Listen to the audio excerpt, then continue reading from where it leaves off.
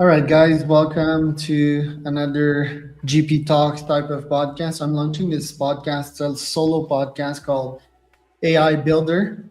I'm going to be talking about mindset, entrepreneurship, AI podcast, AI outreach with ChatGPT here, which is going to be my co host. So, without further ado, I'll let the stage to ChatGPT so that it can ask me relevant questions and I can answer them and add value. I'll check the comment section every like 2 to 3 minutes if you have questions.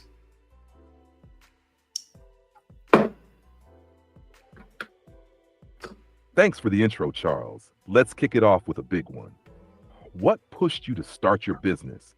And how did your past wins or failures prepare you for the journey you're on now?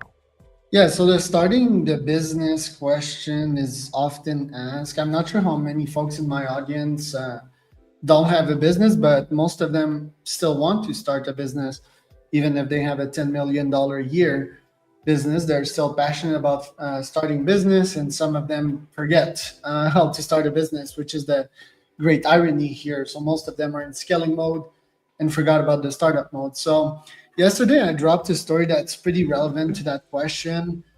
I got started in entrepreneurship for money reasons.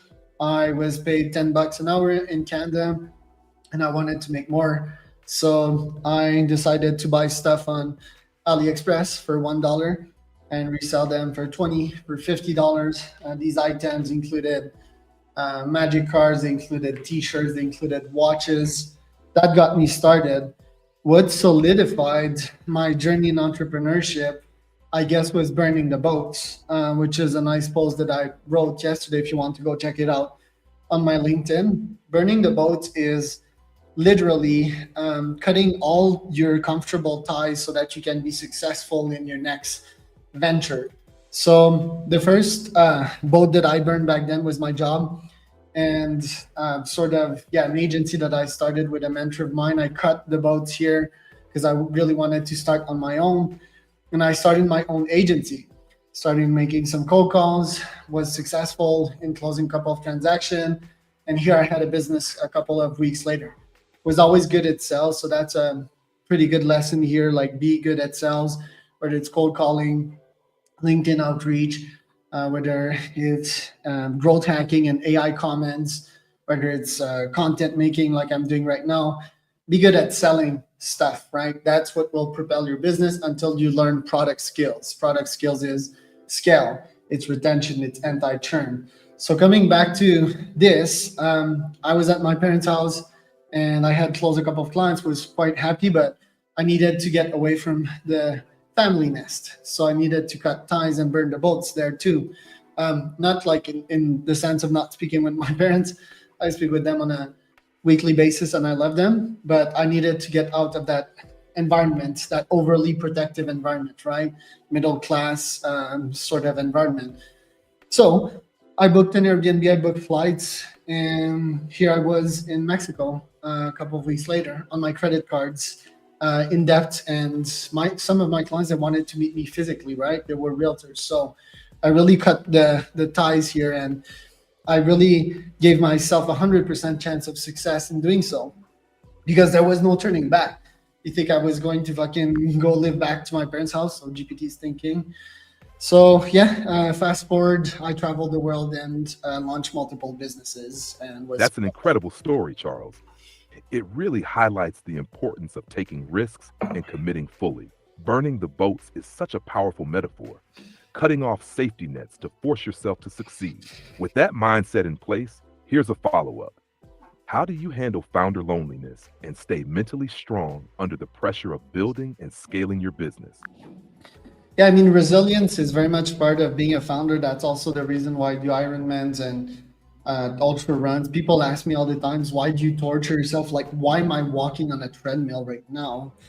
Um, Resilience is ultimately important because challenge will strike, right? And the number one rule in entrepreneurship, I mean, I told you about selling, but I asked on my LinkedIn not so long ago why are businesses successful, why entrepreneurs are successful, and 80% plus responded that it was hard work. mean, smart work is quite important too, right? Like you need to be smart when you work, you need to learn, you need to improve, but resilience, I mean, you will get slapped across the face on a daily basis and you will need to pop these obstacles like if you were in a Spartan Ultra and never look back, because if you don't, you'll stay down to the ground. Depression will hit you, and you'll be a failure. Um, According to whom? Like I'm not telling you like society and shit, but just like being in a depressive state and not moving forward is contrary to what it means to be successful and happy as a human. So you teach yourself to be resilient through workouts, through popping these obstacles in business, right? You impose this hardship on yourself, because if you don't, life will impose it on you and then you'll become miserable.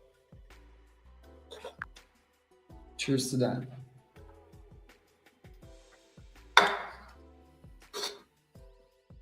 That's a powerful perspective, Charles. Resilience really is the backbone of entrepreneurship. And training your mind and body through challenges like Ironmans and Ultras mirrors what it takes to face daily business struggles. It's inspiring how you frame hardship as a choice between proactively embracing it or letting life impose it. Building on that, let me ask, what's the most exciting way AI has transformed your business, especially with all the growth and resilience you fostered?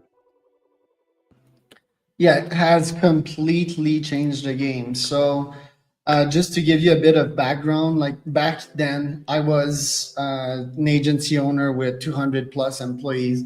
Overall, in my career, I managed over 1,000 employees in my 50 plus companies, and it was not a living hell because I adapted to this reality, aka developing soft skills and learning to have empathy and have a pity party when my employees would not feel well.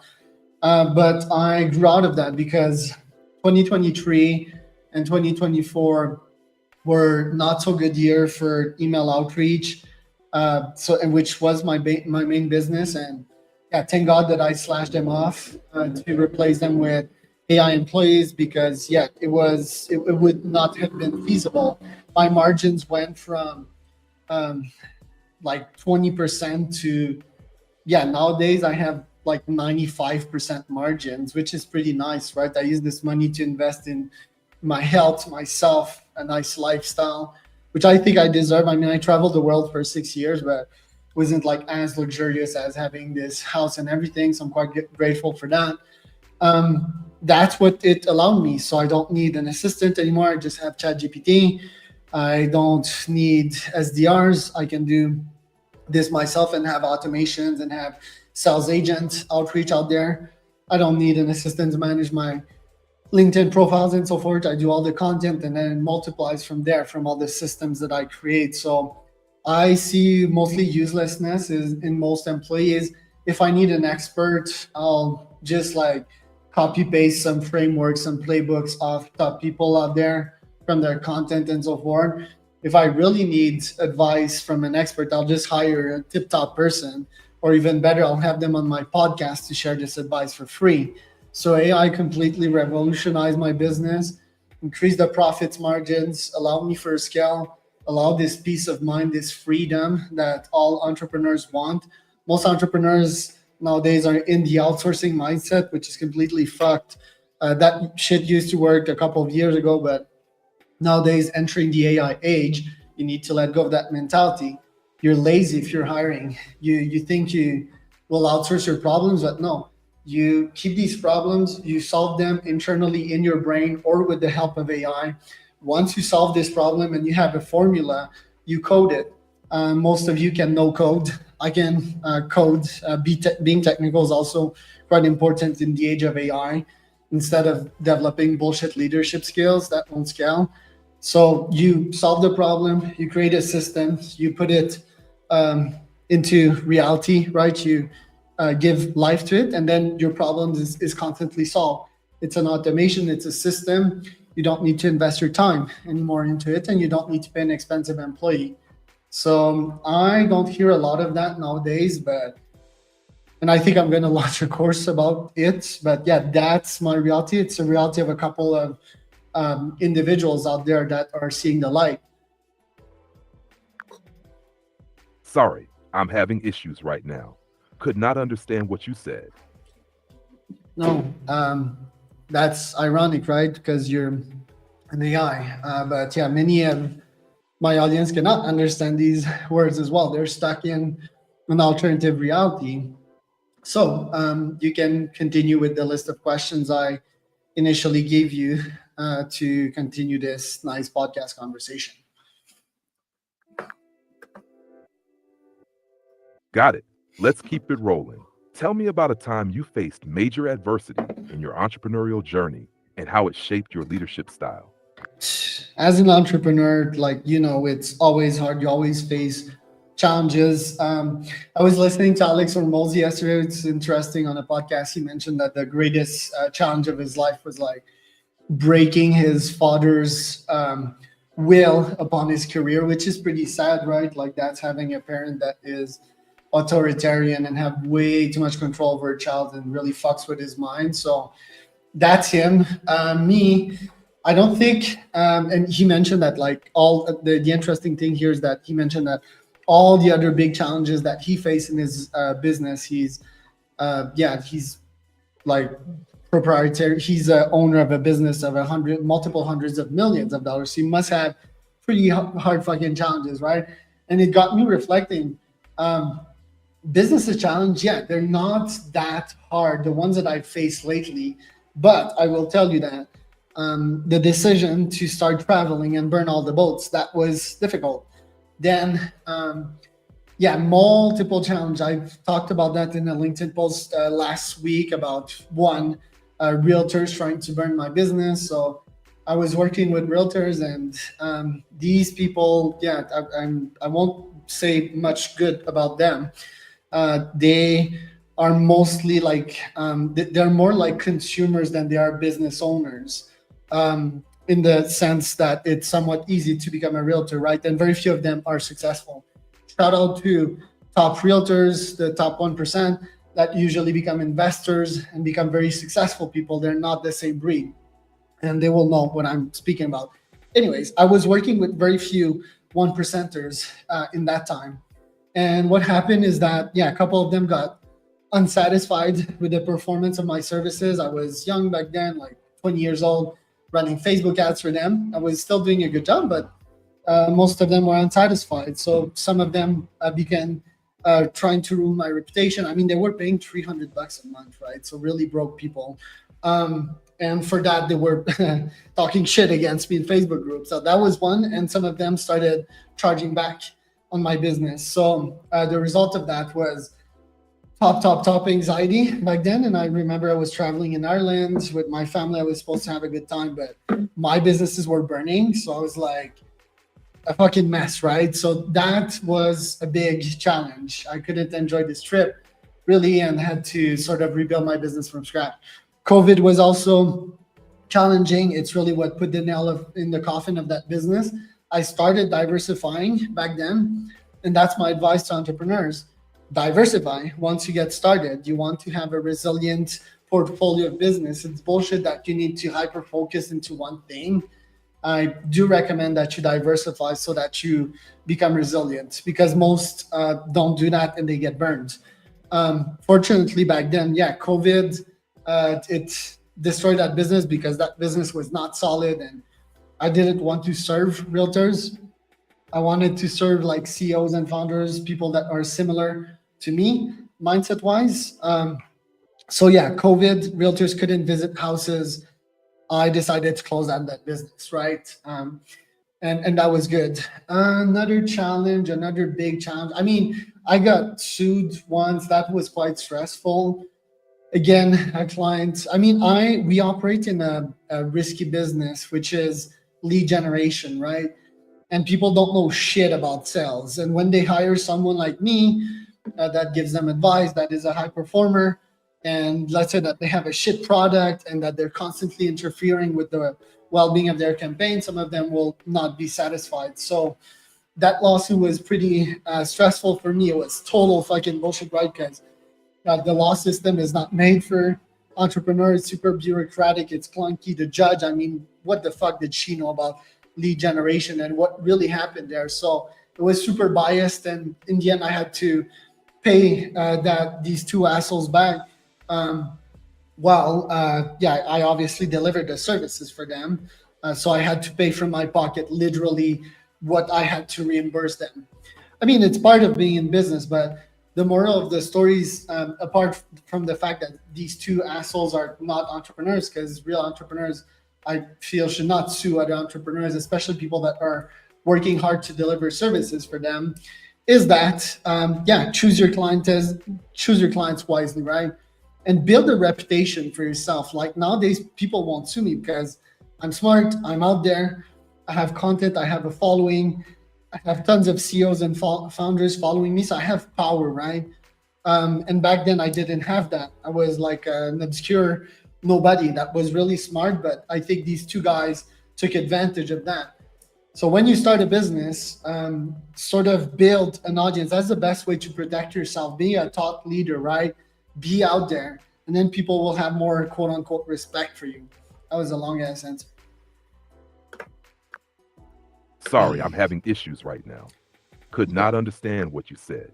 So yeah, as you can notice, when you give too much info to GPT, it sort of goes haywire. But yeah, continue with your questions. I'll be shorter in my answers. I'll make for better content too.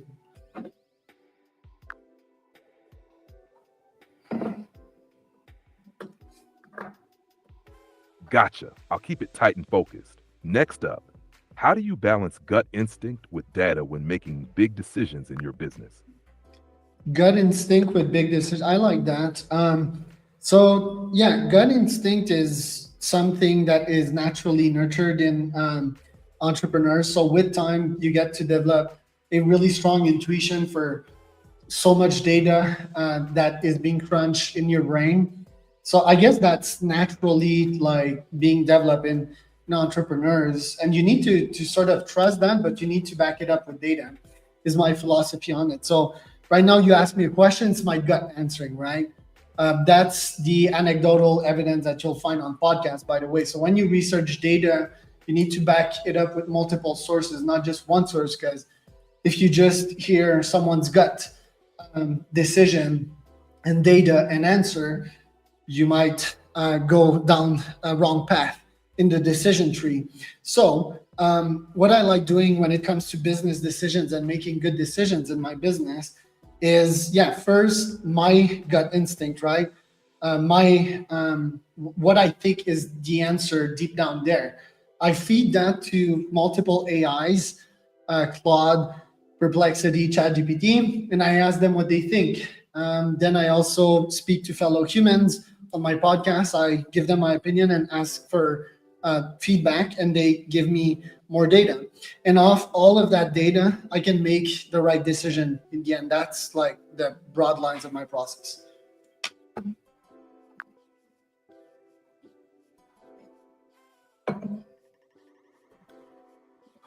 That's a solid process, blending intuition with AI and human perspectives to refine your decisions. It's a great way to keep your gut in check while staying open to new insights. Here's one to tie it all together. What's the key to building real connections in podcasting and business, especially in an AI-driven world?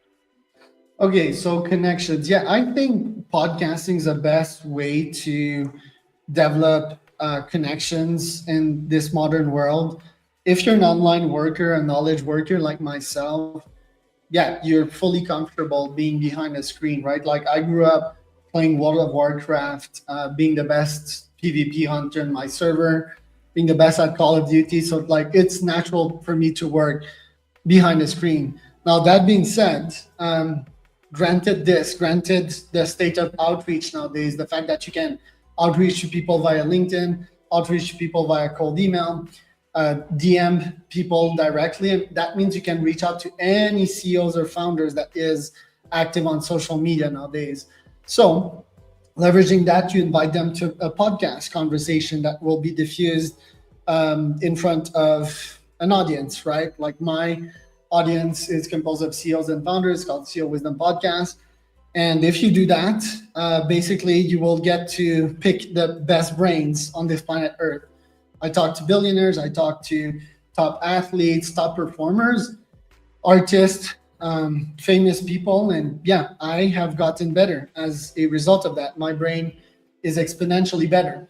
Back then, I used to read books, listen to pods, but it's even better if you create your own content because you decide of the agenda, and then you always have burning questions as a founder and an entrepreneur, right? So you can ask it to your peers, and then when you do that to two, three, four, five CEOs and founders on a daily basis, then you develop a cluster of knowledge. And that cluster of knowledge is what you can base your good decisions on. Making good decisions is the key to being happy and wealthy and successful in this life. So my connection systems nowadays is composed of that. What happens is that out of 100 CEOs, typically one will become a good friend of mine because we share values, because I am just like in accordance and fully aligned with what they say. And well, I mean, it's not like 100%, right? Like they might, I don't know, vote Trump, right? But they can still be my good friends and we can have conversation on the fact that, why they voted Trump, for example. These are minor like inconsistencies that I can do with and have a convo, because if you just surround yourself with people that are always like saying, oh, yes, yes, yes, Charles, that is correct. If you surround yourself with yes men or people that are exactly like you, how will you grow? You know, these are echo chambers, and this is just like feel good, rah, rah. So bottom line, long ass question, but long ass answer, but I meet with these friends, 1 out of 100 that came on the podcast physically in this reality, right? So they come to my house here in Oaxaca, or we meet where they are, and I get to know them like physically as real people, right? So it's a funnel. Starts with a pod. Usually they become a mastermind member, or we start a business together, or they become a client of mine, and then we become friends because we get to talk recurrently together. And finally, these folks becomes friends in this reality of mine. So that would be my connections process. It was a long ass answer. Let's see how GPT does with that, if he breaks down or not. It's the end of the podcast, by the way. I need to run. Shout out to people that listen. If you have a questions, you can ask it in the chat, whether it's about podcasting, entrepreneurship, or anything that you have on your mind right now. That was a masterclass on connection building, Charles. Podcasting as the ultimate funnel for relationships, learning, and even business growth. I love how you've structured it as a progression: podcast invite, deeper collaboration, and eventual friendship, all while staying open to diverse perspectives to avoid echo chambers. It's a killer framework. Here's the next one to keep us rolling. How do you stay ahead of trends while managing the day-to-day grind of running your company? All right, so that will be the last question. So how do I stay ahead of trends? I mean, I check my LinkedIn feed, I check my Twitter feed, that's my news. Yesterday, I was thinking of either reinstalling on my phone Apple News or Artifact, which is the app that was created by Kev Syström, the co-founder of Instagram. It's like a news app created by AI. You can choose your feed. I was like, fuck it, right? I've never listened to the news. This is toxic shit that will only kill your mind. So that's the short answer. I check LinkedIn, I check Twitter, like what's happening right now. I consume content mostly for improving my content nowadays. And as a side effect, I also get some news. For example, that fucking SpaceX is valued at 320 false billions. So I don't really care about news other than if there's a new AI software that I can use myself and put directly into action. It's more like my world. What's new in my own world? What's happening? Are these friends that I made on the podcast, like what's happening with them? What's happening with their business? What's happening with my client's business? So that's what matters. And my friends and my family, this is news that matters to me because there's a whole bunch of shit happening out there. I tend to reflect on it. And yeah, I tend to give it time as well, not to react impulsively to these news. I think I am living way too much in the future. A lot of entrepreneurs will relate to that, but yeah, like definitely I could bring all of that future goodness to the present. That's a challenge that I've been working on, because if you live in the future too much, you can't monetize. You need to bring all that good futuristic stuff to the present, to normal humans. So that is part of my DNA. I've already read tons of books on that and the development of AI. So naturally, I am sort of the news, and I can sort of predict the future, humbly speaking, right? Um, so I don't really listen to the news, but granted that my role nowadays is to bring all that AI goodness and technology and tech stack and what will happen because people don't have a clue, bring all of that to the present. So that's it, folks, for today. I'll cut GPT here. Hope you enjoyed that Charles and GP Talks podcast, aka the AI Builder. And yeah, as usual, if you have questions for me, you can ask them via LinkedIn or via email. And also, don't hesitate to comment next time. I need some fuel here. I need some real humans questions, not just AI ones. Peace out, guys.